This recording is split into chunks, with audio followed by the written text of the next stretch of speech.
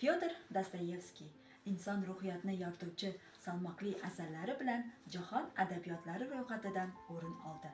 Uning umuminsoniy qadriyatlarni tarannum etuvchi barcha asarlari allaqachon haqiqiy kitobxonlar javoniga terib bo'lingan.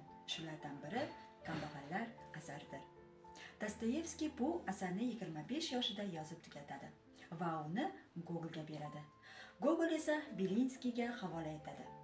Belinskiy bu asarni o'qib ko'rgach, yaqinda rus adabiyotida jahonga taniladigan yangi daho paydo bo'lishini ma'lum qiladi va yosh yozuvchining qo'lini siqib qo'yadi.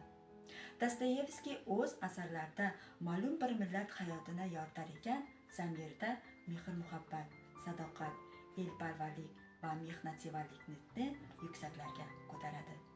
Adibning Kambag'allar asari ham ana shunday his-tuyg'ularni yorituvchi asarlardan biri.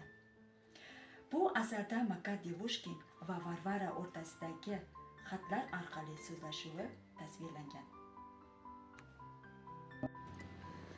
Kambag'allar asari Makar Devushkin va Varvara o'rtasidagi xatlar orqali tasvirlangan. Makar nachor amaldor.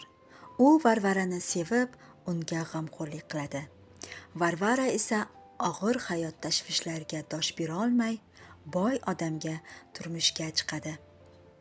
19-asr Peterburgi. Tumanli, zulmatli muhit. Yolg'iz Makar Devushkin uzoqda yurib bormoqda.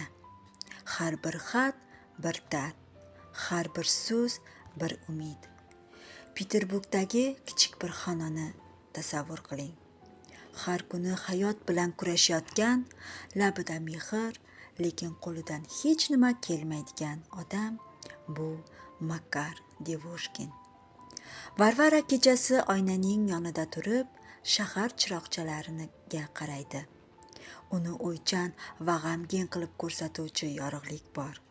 Makarning chehrasi noaniq ko'rinib turibdi. Bu esa uning ichki qarorsizligini bildiradi. Varvara esa baxtli bo'lishni xohlaydi, lekin baxt puldami? Makar Devushkin yomg'ir ostida yolg'iz xatni mahkam ushlab turibdi. Uning kiyimlari tartibsiz va yuzida chuqur qayg'u aks etgan. U faqat muhabbatni xohlagan edi, lekin muhabbat hammaga ham nasib etmaydi.